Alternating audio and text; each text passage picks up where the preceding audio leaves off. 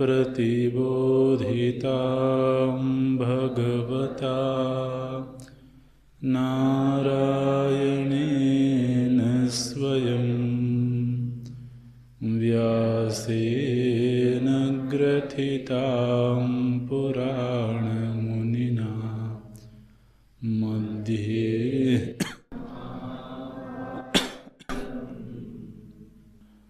अद्वैतामृतवर्षिणीं भगवतीम् अष्टादशाध्यायिनीम् अम्ब त्वामनुसन्दधामि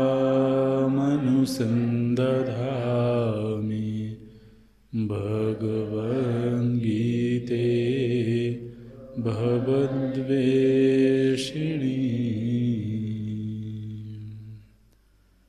नमोऽस्तु ते व्यासविशालबुद्धे फुल्लारविन्दायतपत्रनेत्र येन त्वया भारततैलपूर्णः प्रज्वालितो ज्ञानमय प्रदीपः प्रपन्नपारिजाताय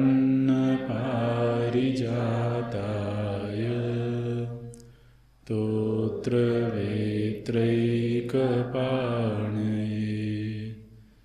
ज्ञानमुद्राय कृष्णाय गीतामृतदुहे नमः। सर्वोपनिषदो गावो दोग्धा गोपालनन्दना पार्थो वत्सः सुधीर्भोक्ता दुग्धं गीतामृतं मातु वसुदेवसुतं देवं कंसचाणूरमर्दनं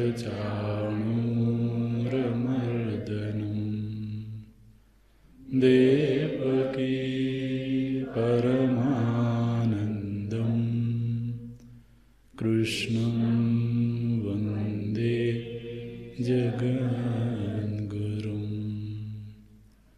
कृष्णं वन्दे जगद्गुरुम्।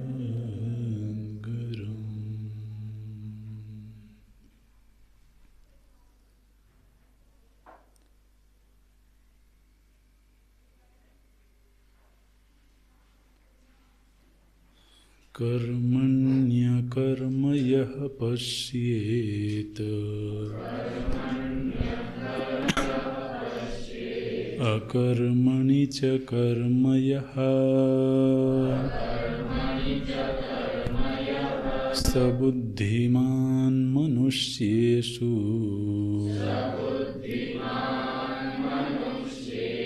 स युक्तः कृत्स्नकर्म कृत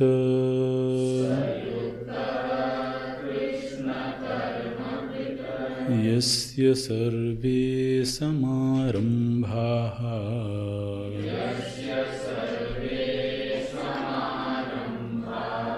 कामसङ्कल्पवर्जिताः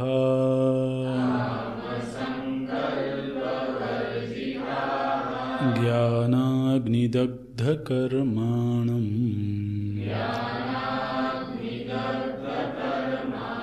तमाहुः पंडितं बुधाः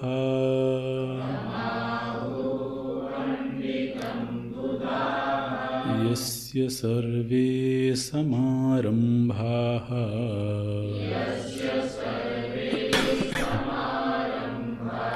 कामसङ्कल्पवर्जिताः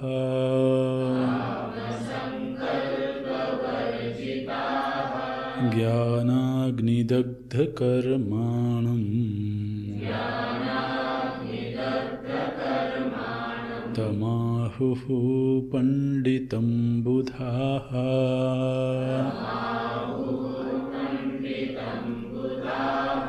त्यक्त्वा कर्मफलसङ्गम्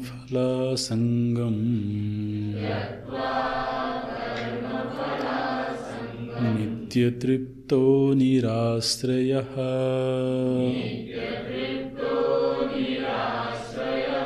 कर्मण्यभिप्रवृत्तोऽपि नैव किञ्चित् करोति सः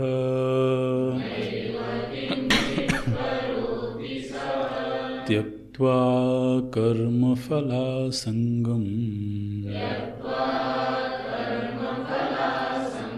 नित्यतृप्तो निराश्रयः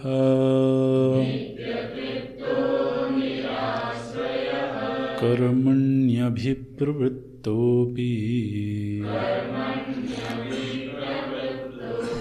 नैव किञ्चित् करोति सः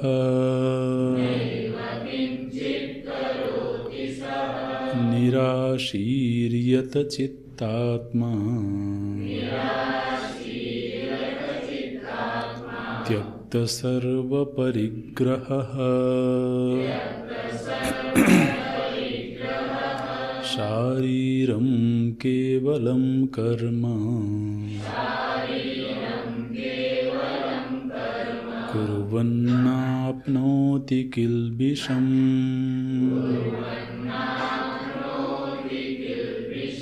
कुर्वन्नाप्नोति किल्बिषम्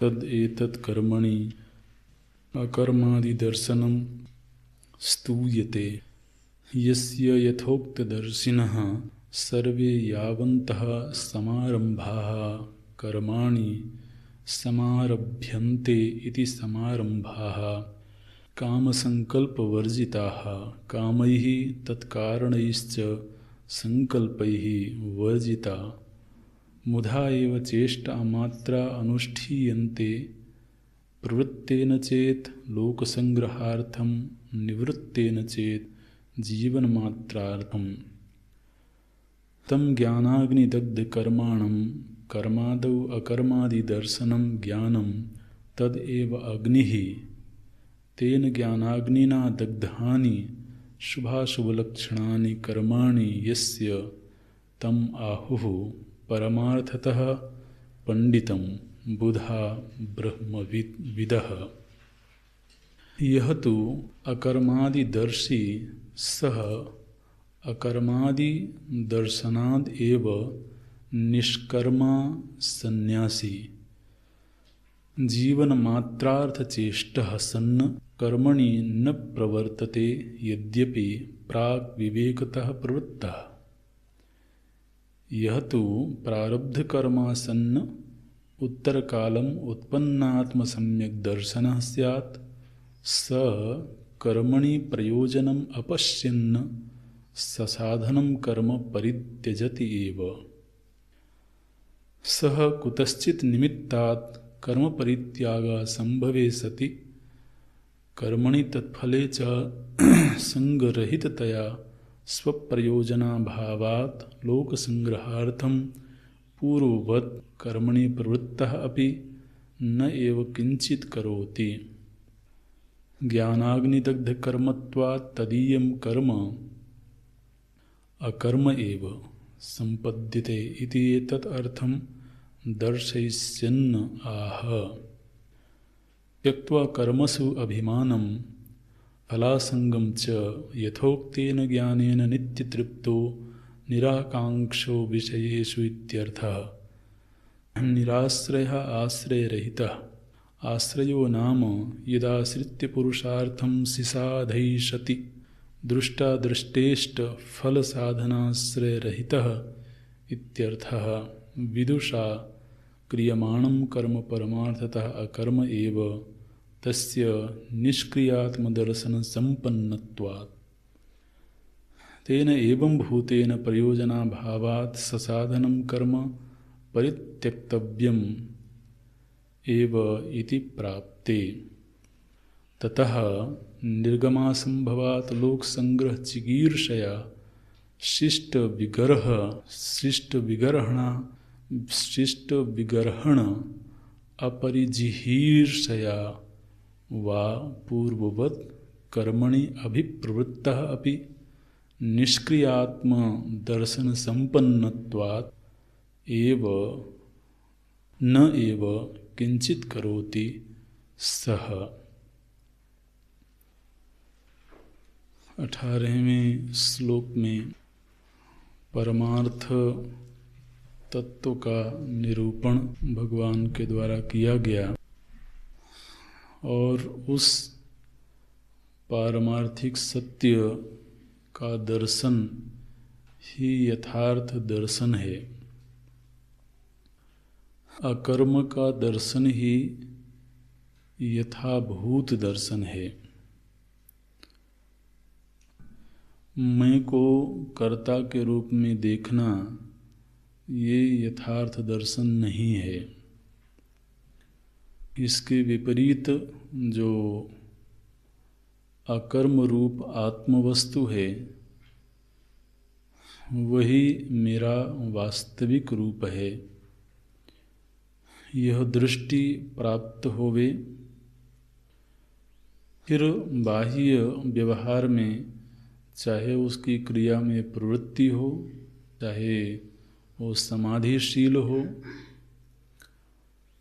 दोनों ही स्थितियों में वह कर्म बंधन से सर्वथा मुक्त है, क्योंकि वो उस धरातल पर बैठा है जहाँ कर्म स्पर्श भी नहीं कर सकता है। ऐसे अकर्म रूप आत्म तत्व का दर्शन ही जीवन की सार्थकता है, बुद्धि की सफलता है। मानो कि निसर्ग से प्राप्त जो बुद्धि है वह सार्थक हो गई। इस दृष्टि से संपन्न जो महापुरुष है उसी को जीवन मुक्त कहते हैं, उसी को ज्ञानी कहते हैं।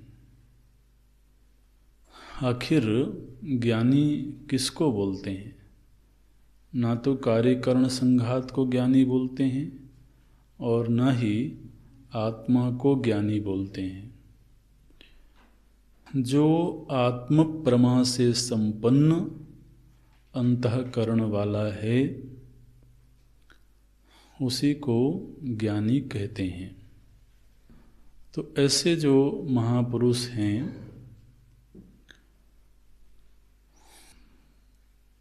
अब उनकी महिमा का गायन भगवान करते हैं। देखिए जो प्रवचन की शैली है वो किस तरह की है कि 15, 16 और 17 इन 3 श्लोकों में एक दृष्टि की भूमिका बनाई गई। व्यक्ति को कर्म, विकर्म और अकर्म का रहस्य जानना चाहिए। वो एक भूमिका का निर्माण प्रभु जी ने किया और 18वें श्लोक में उस दृष्टि का निर्वचन किया। उस दृष्टि से संपन्न यदि कोई हो गया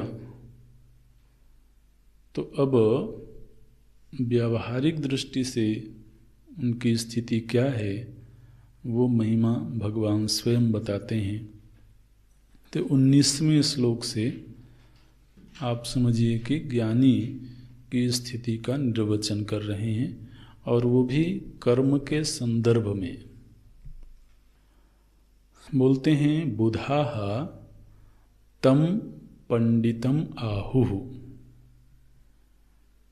जो विद्वान हैं वो उनको पंडित कहते हैं।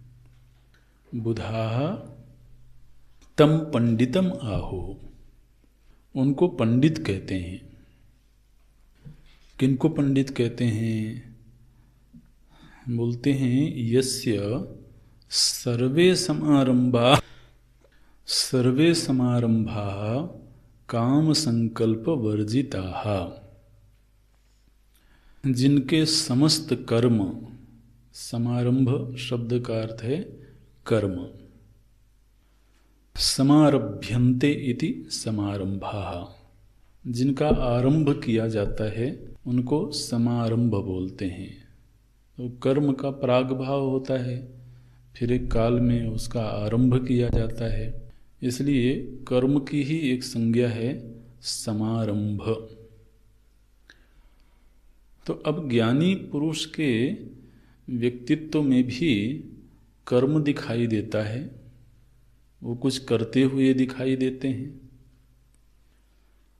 तो जबकि वो सामान्य माने अज्ञानियों की भांति ही कर्म करते हुए दिखते हैं, तो फिर वो करता नहीं हैं, आप ऐसा कहते हो। वो कर्म कर रहे हैं लेकिन उस कर्म का बंधन नहीं होता है, ऐसा आप कह रहे हैं। जबकि कर्म में प्रवृत्ति वैसी ही है जैसी अन्य किसी की होती है। तो प्रवृत्ति होते हुए भी वो कर्तापने के अभिमान से, कर्म के संग से और कर्म फल की तृष्णा से मुक्त हैं, और इसलिए उनको कर्म बंधन नहीं होता है। ये कैसे हो सकता है? या तो वो कर्म करें ही नहीं, यदि कर्म करें ही नहीं तो फिर बंधन की संभावना नहीं है, लेकिन कर्म नहीं करें ये संभव नहीं है। यहाँ तक कि पूर्व श्लोक में ये कह दिया गया कि समाधि में भी या ध्यान में भी तो कर्म तो है ही। तो कर्म करें नहीं ये स्थिति तो दिखाई नहीं देती है कार्यकरण संघात के जीवित रहते हुए, और करें तो वो उसके बंधन से मुक्त हैं। ऐसा कैसे हुआ? तो बोलते हैं उनका जो कर्म है, कर्म की विशेषता भगवान बता रहे हैं। काम संकल्प वर्जिताः समारंभाः, सारे के सारे जो समारंभ हैं अर्थात उनके द्वारा संपादित हो रहे कर्म हैं, उन कर्मों के पीछे इन दो घटकों का अभाव है। काम संकल्प वर्जिताः, इसका मतलब है कि जो पंडित नहीं हैं उनके हर कर्म में ये दोनों ही घटक होते हैं, काम और संकल्प। अब देखिए, काम और संकल्प को यहाँ पर अलग अलग कर दिया गया। भगवान भाष्यकार बोलते हैं कामैः तत्कारणैश्च संकल्पैः, माने काम बाद में है, संकल्प पहले है। संकल्प फिर काम और फिर कर्म, ऐसे। तो एक जगह पर ये बात कही गई, बोले कि कामं जानामि ते मूलम संकल्पात् किल जायसे। बोले कि भाई काम से कर्म की प्रवृत्ति होती है तो काम का निवारण किया जाए। तो काम की निवृत्ति कैसे होगी? बोले इसके कारण का निवारण करें। तो काम का कारण क्या है? बोले संकल्प। तो संकल्प का निवारण होने से काम का निवारण हो जाएगा। इसका मतलब है कि संकल्प कारण रूप है और काम कार्य रूप है। अब प्रायः अज्ञानी व्यक्ति के प्रत्येक कर्म में ये दोनों ही घटक जुड़े रहते हैं। संकल्प का अर्थ है सम्यकत्व की कल्पना, माने इस चीज के मिल जाने से सुख हो जाएगा, ये घटना घट जाने से सुख हो जाएगा, ये जो सम्यकत्व की कल्पना होती रहती है मन में, इसी को संकल्प बोलते हैं। तो हर संकल्प इच्छा का रूप नहीं लेती है। जैसे मन में बैठे हुए हैं, कोई संकल्प हो रहा है, मन में भाव आ रहा है कि अगर ऐसा होता तो अच्छा होता, उस व्यक्ति से मुलाकात हो जाती तो अच्छा होता, ऐसी परिस्थिति बन जाती तो अच्छा होता, वो व्यक्ति इस तरह का व्यवहार करता तो अच्छा होता। ऐसे दुनिया भर की कल्पनाएं करता है, लेकिन उनमें से कोई संकल्प होता है जो इच्छा का रूप ले लेता है। इच्छा का रूप ले लिया कि मैं जिस व्यक्ति को पाने का संकल्प कर रहा था, जिस वस्तु को पाने का संकल्प कर रहा था, अब चाहिए वो। किसी वस्तु के विषय में कल्पना हो रही थी, वो वस्तु बड़ी सुंदर है, वो यदि जीवन में हो तो जीवन सुखमय हो। तो संकल्प हुआ, ठीक है, बात आई गई, हो गई। वो इच्छा का रूप नहीं लिया। इच्छा तो तब हुई महाराज जब वो कर्म में परिणत हो जाए। तो संकल्प मात्र से कर्म में प्रवृत्ति हो ऐसा बिल्कुल जरूरी नहीं है। वही संकल्प जब इच्छा का रूप ले ले, तो इच्छा माने जिसकी पूर्ति के बिना वो समाप्त न होवे। अब देखिए, यदि तो किसी के मन में संकल्प की वृत्ति उठती है, ऐसा हो जाने से अच्छा होता, वो हो जाने से अच्छा होता, तो उन संकल्पों में से कोई न कोई संकल्प इच्छा का रूप भी ले लेगा।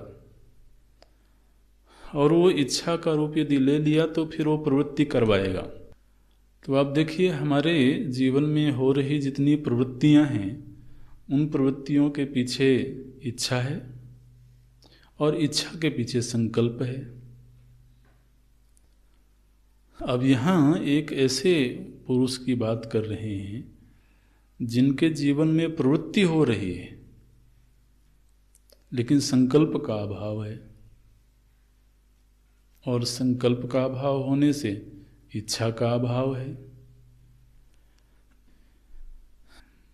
ये अद्भुत स्थिति है। अब ऐसी स्थिति में प्रायः प्रश्न ये उठता है कि फिर प्रवृत्ति हो ही क्यों रही है? अगर संकल्प नहीं है और इच्छा नहीं है तो प्रवृत्ति का हेतु क्या है? प्रवृत्ति का प्रेरक कौन है? तो भगवान भाष्यकार बोलते हैं, बोले कि काम संकल्प वर्जिता कामैहि तत्कारणैश्च संकल्पैहि वर्जिता।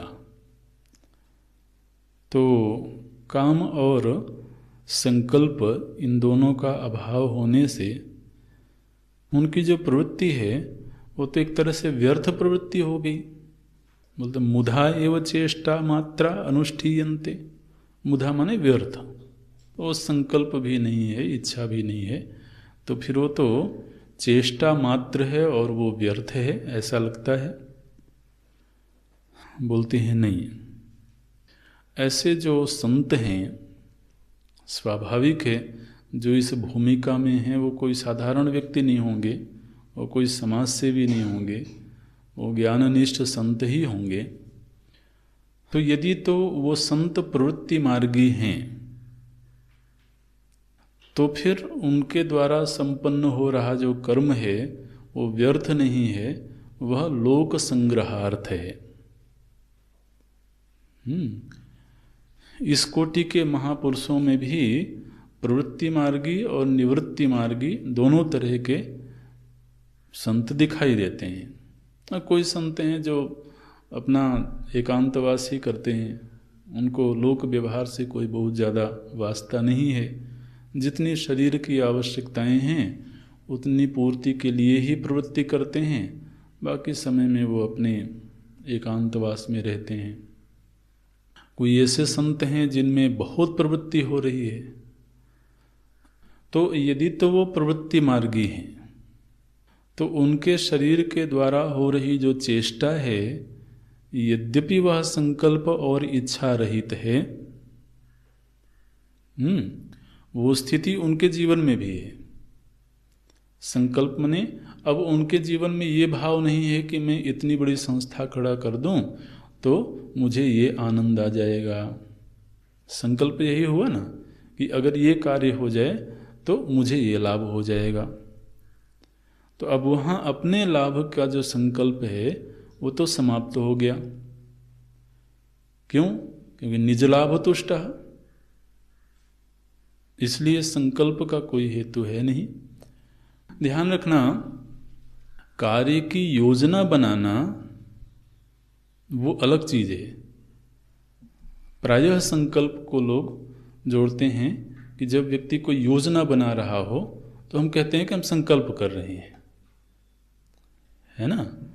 तो कार्य की योजना बनाना व्यवस्थित तरीके से किसी कार्य में प्रवृत्ति करना वो अलग चीज है,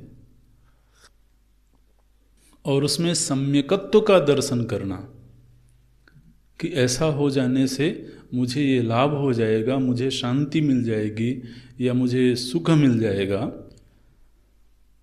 ये जो स्थिति है इसको संकल्प बोलते हैं। तो योजनाबद्ध तरीके से तो कार्य तो प्रभु जी ने कहा है समाचर, सम्यक आचरण होना चाहिए। तो योजनाबद्ध तरीके से ही कोई कर्म होगा तभी वह कर्म लोक संग्रह भी कहलाएगा, अन्यथा तो फिर वो व्यर्थ प्रवृत्ति ही होगी। और कोई भी ज्ञानी पुरुष व्यर्थ प्रवृत्ति करेगा नहीं, क्योंकि बुद्धि का दिवालियापन थोड़ा हुआ है। बुद्धि तो भाई सुशिक्षित है, प्रशिक्षित बुद्धि है। तो इसलिए जीवन में जो भी प्रवृत्ति होगी वो प्रवृत्ति कोई व्यर्थ प्रवृत्ति नहीं होगी। और यदि योजनाबद्ध तरीके से प्रवृत्ति होवे तो लोग कह सकते हैं कि देखो संकल्प तो है इसलिए प्रवृत्ति कर रहे हैं। तो नहीं, बोलते हैं संकल्प काम वर्जिता। देखिए भाष्य देख रहे थे हम, प्रवृत्तेन चेत लोक संग्रहार्थम। यदि तो वो प्रवृत्ति मार्गी है तो लोक संग्रह के लिए वो चेष्टा हो रही है। निवृत्तेन चेत जीवन मात्रार्थम। और यदि वो निवृत्ति मार्गी हैं तो उनके शरीर से जो चेष्टा हो रही है वह केवल जीवन, चूंकि शरीर और इंद्रियों का जीवन सुरक्षित है, प्रारब्ध से सुरक्षित है, तो इसलिए वह शरीर की सुरक्षा मात्र के लिए ही वह प्रवृत्ति हो रही है। तो प्रवृत्ति के पीछे ये काम और संकल्प, इन दोनों का अभाव हो गया। ये कैसे हुआ? ये संकल्प और इच्छा का अभाव हो गया, कैसे हुआ? ये बोलते हैं ज्ञानाग्नि दग्ध कर्माणम। बोलते हैं कि जो ज्ञान 18वें श्लोक में प्रभु जी ने दिया है उसी ज्ञान की प्राप्ति से कर्मणि अकर्म यह पश्येद अकर्मणि च कर्म यह, इस ज्ञान की प्राप्ति से बुद्धि में यह जो ज्ञान प्रकट हुआ, ये जो बोध प्रकट हुआ है, इस बोध ने अग्नि का रूप धारण किया। ज्ञान एवं अग्नि, क्या बोलते हैं, ज्ञानाग्नि दग्ध कर्माणम। तो ज्ञान क्या है? देखिए भगवान भाष्यकार बोलते हैं कर्मादौ अकर्मादि दर्शनम ज्ञानम। माने आप कोई और ज्ञान की कल्पना नहीं करना। अभी अभी प्रभु जी ने जो सत्य का उद्घोष किया है उस ज्ञान के प्राप्त होने से कर्मादौ अकर्मादि दर्शनम ज्ञानम तद एव अग्नि ही। और वह जो ज्ञान चित्त में प्रकट हुआ मानो कि वह अग्नि सदृश है। और उस अग्नि ने क्या किया? बोले तेन ज्ञानाग्निना दग्धानि शुभाशुभ लक्षणानि कर्माणि यस्य तम आहु परमार्थतः पंडितम बुधा ब्रह्मविदः। तो जिनके अंतःकरण में, जिनके निर्मल बुद्धि में यह बोध प्रकट हुआ कि मैं अकर्ता हूँ, अकर्म रूप आत्मा का बोध प्रकट होने से भगवान कहते हैं कर्म नष्ट हो गए, कर्म उस बोध में जल गए। मैं अकर्म रूप हूँ, इस ज्ञान रूपी अग्नि में कर्म नष्ट हो गए। क्यों? तो बीच में एक विचार और डालना पड़ेगा, क्योंकि मैं अकर्म रूप हूँ, इस ज्ञान की उत्पत्ति से कर्ता का नाश हो गया। जो कर्ता था उसका बाद हो, क्योंकि अभी जो हमारी मान्यता है मैं करता हूँ, ये विपरीत धारणा है। और मैं अकर्ता हूँ इस बोध ने क्या किया, मैं करता हूँ इस विपरीत धारणा को मिटा दिया। तो जब कर्ता का ही बाध हो गया तो उस कर्ता के आश्रित रहने वाले जो कर्म हैं उनका बाध हो ही जाएगा। आश्रय विनाशात, हमारे जो भी शुभाशुभ कर्म हैं उनका आश्रय कौन है? मैं ही हूँ, कर्ता ही है। तो एक बार यदि कर्ता का ही बाध हो जाए तो फिर उस पर आश्रित सारे कर्म तो बाधित हो ही जाएंगे। ऐसे तो इस अकर्म रूप अहम के बोध ने अहम में ही जो कर्तापना था उसका बाध किया। मैंने क्या ज्ञान हुआ कि जिस समय मैं अपने आप को कर्ता जान रहा था, वास्तव में उस समय भी मैं अकर्ता ही था।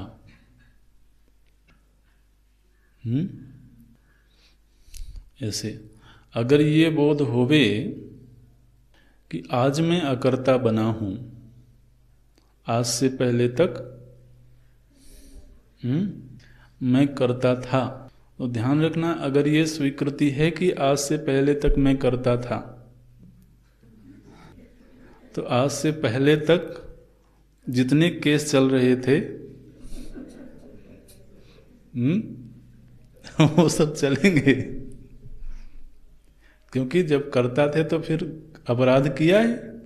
मैंने आप स्वीकार कर रहे हो कि मैं किसी समय मैंने अपराध किया, तो स्वीकृति तो फिर आज चाहे भले कहने लगो कि नहीं नहीं मैं आज से अकर्ता हो गया, तो ऐसे नहीं। मैं नित्य शुद्ध बुद्ध मुक्त आत्म वस्तु हूँ, ये बोध होना चाहिए। मैंने आज चाहे भले अज्ञान से बंधन की अनुभूति हो रही हो, महाराज ज्ञान की अवस्था में पहुँचने पर मैंने उनको अपने आप पर ही हंसी आती होगी कि देखो कभी मैं अपने आप को बंधन में मानता था, जबकि उस समय भी मैं बंधन में नहीं था।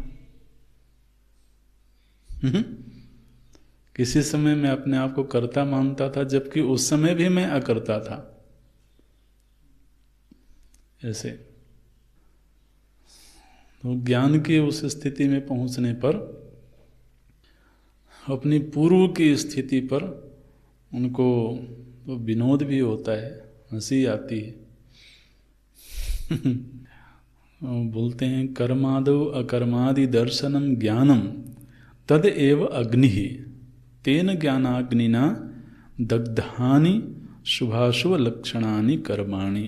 ध्यान रखना, ज्ञान में जिसका नाश होता है ना, वो अज्ञान ही होता है। ज्ञान रूपी अग्नि में अज्ञान का ही नाश होता है। ये बात को जान के रखें। यदि तो कर्म है और वो भाव रूप वस्तु है, तो उस भाव रूप वस्तु का ज्ञान मात्र से नाश नहीं होगा। तो नाश किसका हुआ? बोले अज्ञान रूप जो कर्तृत्व था, उस कर्तृत्व के नाश होने से उस पर आश्रित कर्मों का नाश हुआ। ऐसे उनको लोग पंडित कहते हैं। देखिए ये एक परिभाषा यहाँ पर आ गई। यस्य सर्वे समारंभाः काम संकल्प वर्जिताः ज्ञानाग्नि दग्ध कर्माणं तम आहु पंडितम बुधाः। पीछे पंडित की परिभाषा आई है, जो शोक और मोह से मुक्त हैं, वो पंडित हैं। नानुशोचन्ति पंडिताः। यहाँ पर एक परिभाषा देते हैं भगवान, बोलते हैं जिसके समस्त कर्म ज्ञान रूपी अग्नि में दग्ध हो गए, नष्ट हो गए, उन्हीं को पंडित कहा जाता है। अच्छा जी, अब इन्हीं की महिमा अगले श्लोक में भी गाते हैं। बोलते हैं त्यक्त्वा कर्म फला संगम नित्य तृप्तो निराश्रयः कर्मणि अभिप्रवृत्तोपि नैव किंचित करोति सा। कर्म के संदर्भ में ही उनकी महिमा क्या है। हम बोलते हैं मने ये तो महाराज जो उस स्थिति में होवे वही इस तरह का उद्घोष कर सकते हैं। अब भगवान तो उसी स्थिति में है, तो इसलिए भगवान को तो वह सत्य दिखता है।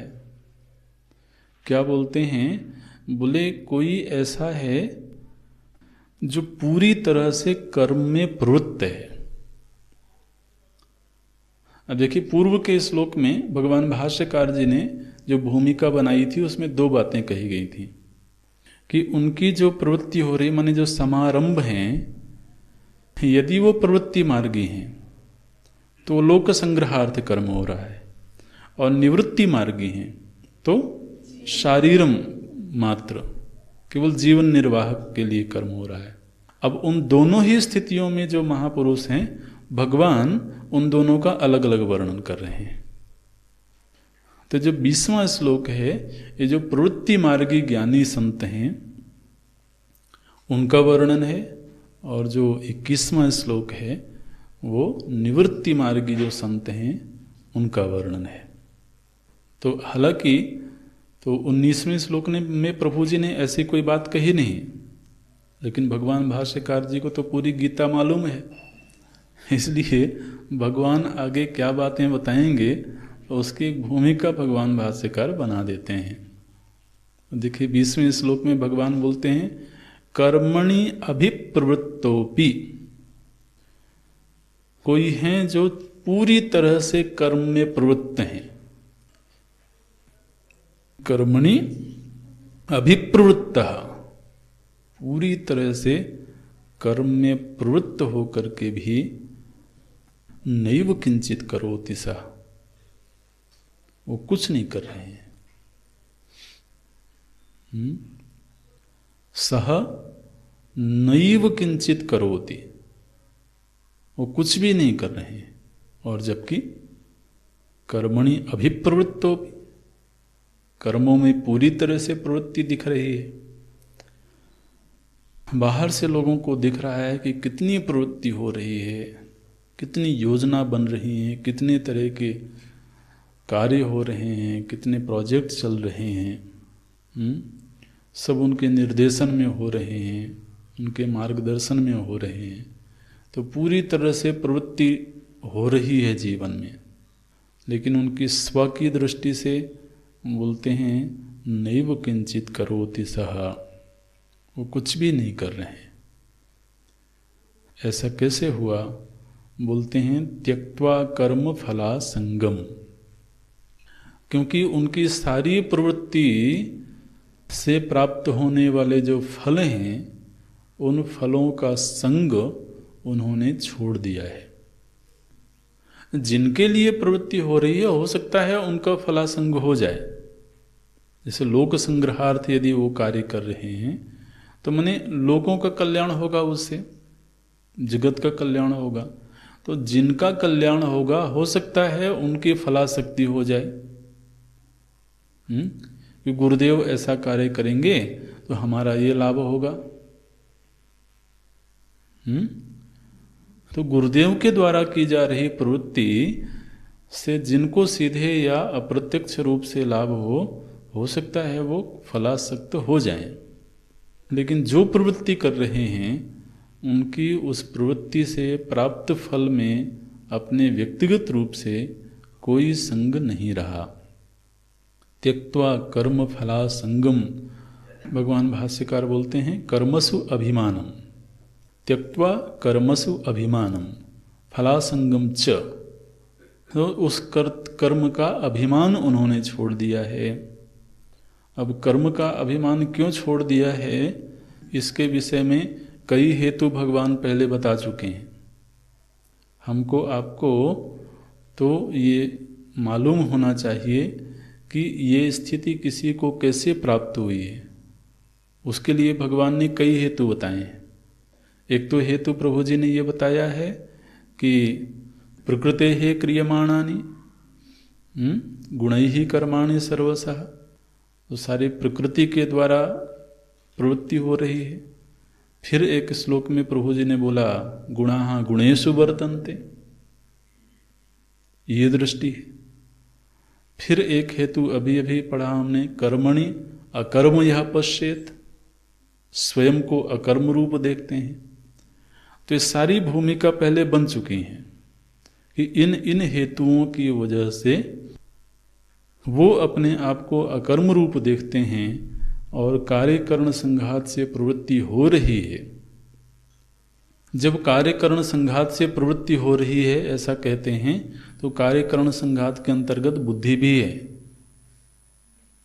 हाँ, तो बुद्धि में योजना भी बनेगी, बुद्धि में फिर वो सारी क्रियाएं होंगी ना। बुद्धि में केवल अभाव है यदि किसी चीज का, तो वो है काम और संकल्प का। संकल्प और काम भी बुद्धि का ही धर्म है ना, लेकिन बुद्धि में ये संकल्प और काम इन दोनों का अभाव हो गया। लेकिन बाकी जो कर्म संबंधी योजना है वो योजना तो व्यवस्थित तरीके से बनेगी। इसलिए वो स्वयं तृप्त होने की वजह से, हेतु स्वयं भगवान बोलते हैं नित्य तृप्तः निराश्रय, ये दो हेतु हैं। इन हेतुओं के होने से कर्म फला संगम त्यक्त्वा, कर्म फल से संग का त्याग हुआ। क्यों त्याग हुआ? बोलते हैं क्योंकि वो नित्य तृप्त हैं और निराश्रय हैं। इन दो हेतुओं के होने से, और कर्म फला संगम त्यक्त्वा, यहाँ पर यह समझना होगा कि उन्होंने संकल्प लेकर के किसी दिन कर्म फल के संग का त्याग किया ऐसा नहीं, बल्कि वो छूट गया। त्यक्त्वा में ऐसा लगता है कि जैसे एक दिन संकल्प पूर्वक उन्होंने छोड़ा होगा, लेकिन स्थिति ऐसी नहीं है। जब वो नित्य तृप्त हो गए, भगवान भाष्यकार बोलते हैं ज्ञानेन नित्य तृप्ता, ज्ञान से माने अपने स्वरूप का बोध होने से वो नित्य तृप्त हो गए, माने निराकांक्ष विषयेषु इत्यर्थ। तो अब विषयों में कोई आकांक्षा ही नहीं रही, विषयों के प्रति कोई शोभन बुद्धि नहीं रही, निजलाभ तुष्ट। तो ऐसे जो नित्य तृप्त हैं, और दूसरा प्रभु जी ने कहा निराश्रय, वो निराश्रित हो गए। निराश्रित हो गए माने क्या? क्योंकि उनको परम आश्रय मिल गया है। जो सबको आश्रय देता है उसको किसका आश्रय चाहिए? निराश्रय का अर्थ ऐसे करना, जो सबको आश्रय देने वाला तत्व है उसको तो उन्होंने निज के रूप में पहचान लिया, तो अब उसे और किसका आश्रय चाहिए?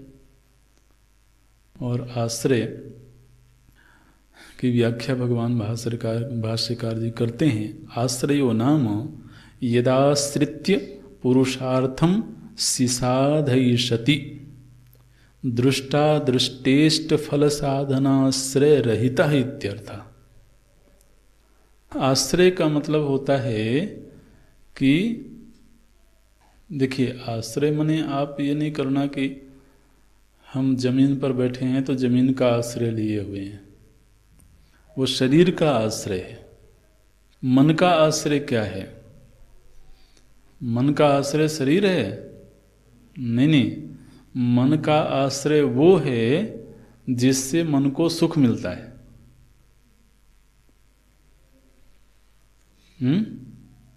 क्योंकि वो वहीं रहता है। शरीर में तो खाली कहने के लिए रहता है बाकी वो अधिकतर समय रहता हुआ है जहां उसको सुख मिलता है। तो इसलिए जो अंतःकरण का, बुद्धि का जो आश्रय है वो क्या है? बोले इष्ट। वही पुरुषार्थ बनता है, पुरुष का अर्थ बनता है। बुद्धि जहां पर सुख शांति खोजती है वही वस्तु तो उसका पुरुषार्थ बनती है। तो जो पुरुषार्थ की सिद्धि में जो हेतु बने उसी पर बुद्धि आश्रित है। अब यहां पर सारे पुरुषार्थों की सिद्धि तो हो चुकी है, इसलिए अब बुद्धि किसका आश्रय लेवे? ऐसे तो चूंकि अभी हेतु ऐसे बनाना, चूंकि वो नित्य तृप्त हैं और निराश्रय हैं, नित्य तृप्त होने से निराश्रय, निज स्वरूप में तृप्ति हो जाने से अब बुद्धि के लिए कोई सुख का बाहर आश्रय बचा नहीं है।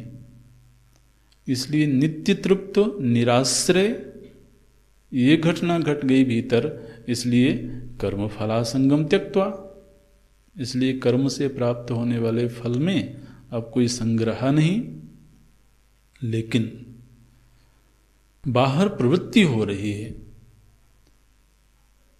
कर्मणि अभिप्रवृत्तोपि नैव किंचित करोति सः। नैव किंचित करोति सः माने वहां अब कर्तापने का अभाव हो गया। देखिए, भगवान भाष्यकार अंतिम वाक्य बोलते हैं, निष्क्रियात्म दर्शन संपन्नत्वात्। ये हेतु दिया, वो कुछ भी नहीं कर रहे हैं। कुछ भी नहीं कर रहे हैं माने क्या? बोलते हैं कि निष्क्रिय आत्म दर्शन, जो आत्म वस्तु है वो सर्वथा निष्क्रिय है, और उस निष्क्रिय आत्म दर्शन से वो संपन्न हो चुके हैं, इसलिए कुछ नहीं कर रहे हैं। तो अब इसमें दो धरातल बनाना पड़ेगा, नहीं तो ये विरुद्ध वाक्य मालूम पड़ेंगे। जब भगवान कहते हैं कर्मणि अभिप्रवृत्तः अपि, तो प्रवृत्ति किसके द्वारा हो रही है? शरीर, इंद्रिय, बुद्धि आदि के द्वारा। और जब कहते हैं नैव किंचित करोति सः, तो यहां सह का अर्थ क्या होगा? आत्मवस्तु। तो स्वयं तो वो विराजमान है अपने निज स्वरूप में, और उनके शरीर के द्वारा, इंद्रियों के द्वारा प्रवृत्ति हो रही है। अब ये स्थिति ऐसी है जिस स्थिति को वही समझ सकते हैं, दूसरा कोई व्यक्ति कभी नहीं समझ सकता, क्योंकि हमारे लिए जो प्रत्यक्ष है वो तो प्रवृत्ति है। हम तो प्रवृत्ति ही देख सकते हैं ना। तो प्रवृत्ति होते हुए भी वो निष्क्रिय आत्म वस्तु में विराजमान है, ये हमारे अनुभव का विषय नहीं बन सकता है। अन्य के विषय में, स्वयं के विषय में बन सकता है, लेकिन अन्य के विषय में ये हमारे अनुभव का क्षेत्र नहीं है। वो बोलते हैं कर्मणि अभिप्रवृत्तोपि, माने एक तरह से यहाँ पर प्रभु जी ने ये बात कह दी कि स्वरूपावस्थान हो जाने पर या स्वरूपावस्थान होने से पूर्व भी ऐसा जरूरी नहीं है कि व्यक्ति को समाधि की अनिवार्यता हो। प्रायः कई विचारकों ने ये बात कही है, आत्मदर्शी हो जाने का मतलब है निरंतर समाधिशील रहना, निर्विकल्प समाधि में चले जाना ही आत्मस्थिति है। ऐसा वो कई विचारकों ने बात कही है। और चूंकि इस तरह के विचार समाज में कहीं कहीं व्यापक दिखाई देते हैं, इसलिए कोई संत, कोई महापुरुष यदि प्रवृत्ति करते हुए दिख रहे हों, लोक संग्रह करते हुए दिखते रहे हों, तो फिर क्या मान्यता बनेगी? ये तो अभी ज्ञानी नहीं है। और ज्ञानी होंगे भी तो बौद्धिक ज्ञानी होंगे। अभी आत्मोपलब्ध पुरुष नहीं है। उन्हें आत्मोपलब्ध पुरुष कौन है? जो बोले अब गुफावासी हो गए हैं, एकांतवासी हो गए हैं। भगवान बोलते हैं प्रवृत्ति करते हुए भी वह कुछ नहीं कर रहा है। नैव किंचित करोति सः। तो ये जो प्रवृत्ति मार्गी संत हैं उनके जीवन का सत्य है।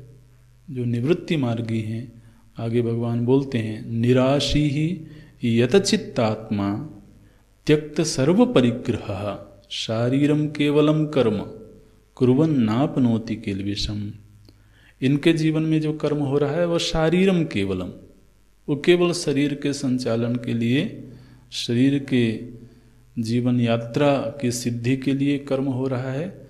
बाकी लोक संग्रहार्थ कर्मों में प्रवृत्ति नहीं है।